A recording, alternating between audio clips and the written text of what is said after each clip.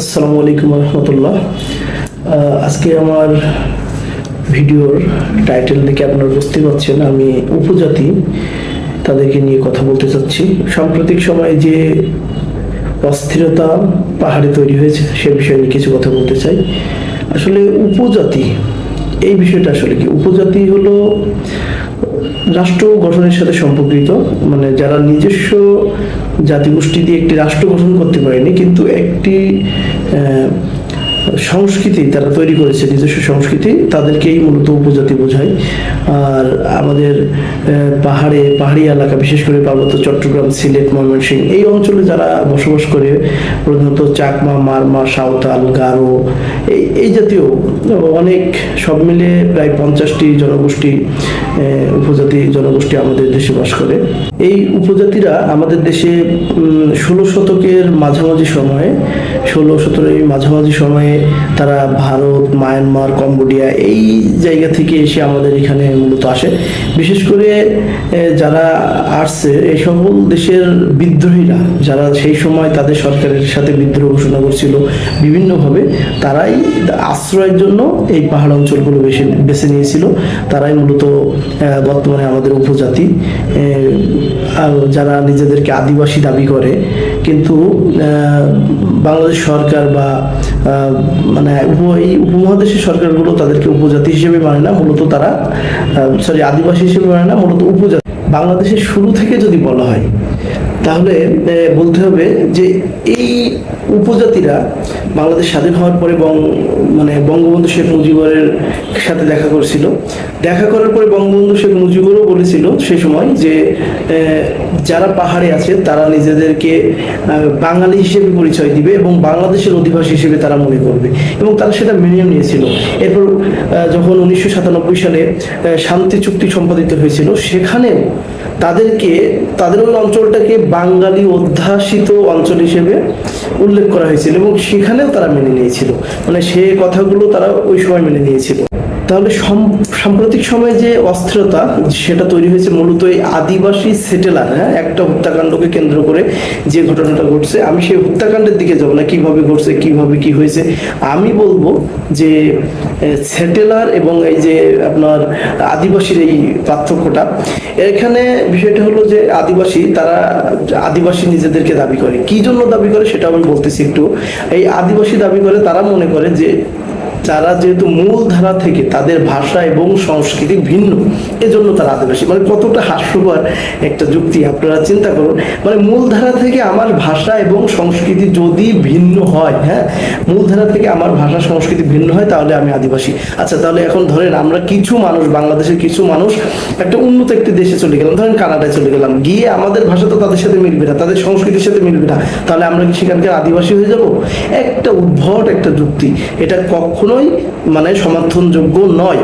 কিন্তু কেন তারা এই আবেদনটা করছে, কেন তারা নিজেদেরকে আদিবাসী পরিচয় দেয়? আগে তো বাঙালি হিসেবে পরিচয় দিত, কিন্তু এখন কেন তারা আদিবাসী হিসেবে পরিচয় দিচ্ছে?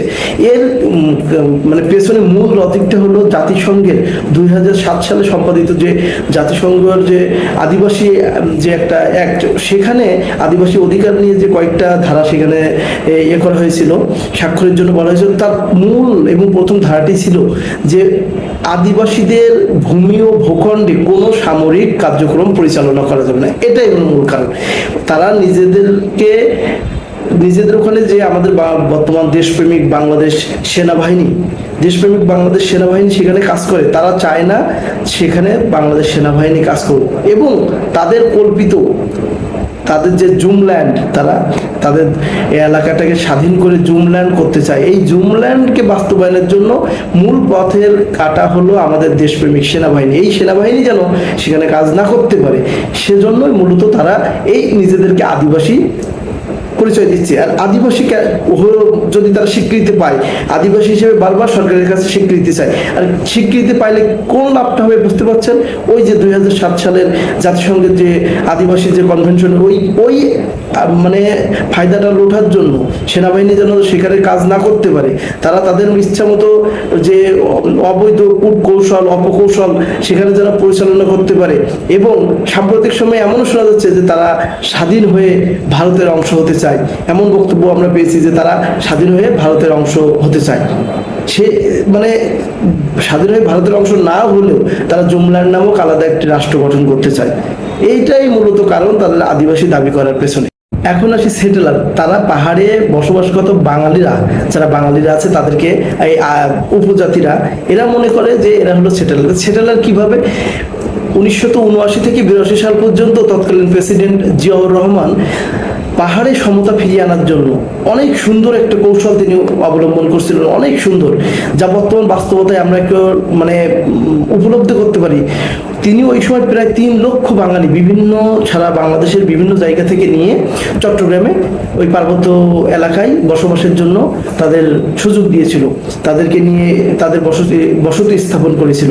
চিন্তা করেন সেই সময় যদি এতগুলো বাঙালি না নিয়ে যেত, তাহলে এখন এমনিতে আমরা সেখানে যেতে পারি না নিরাপত্তা বা সেনাবাহিনীর সহযোগিতা ছাড়া, তাহলে তখন কি হইতো?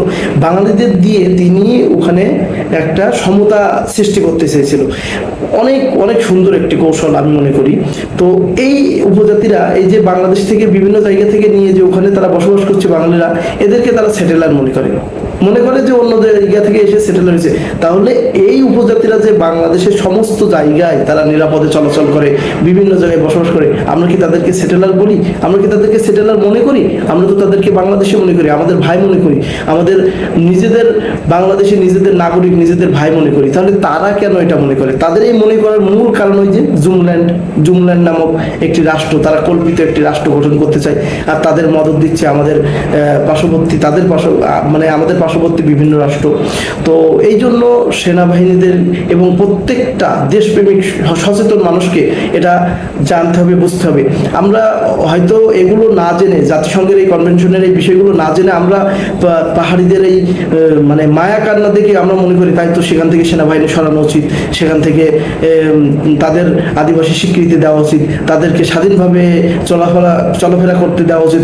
তাদের কতগুলো বিদ্রোহী গ্রুপ, তাদের হাতে যে সকল মারণাস্ত্র, প্রায় অভিযানে তাদের কাছ থেকে যে সকল মানে ভারী অস্ত্র উদ্ধার করা হয়, যা বাংলাদেশ সেনাবাহিনীর কাছে অনেক সময় দেখা যাচ্ছে নাই এমন।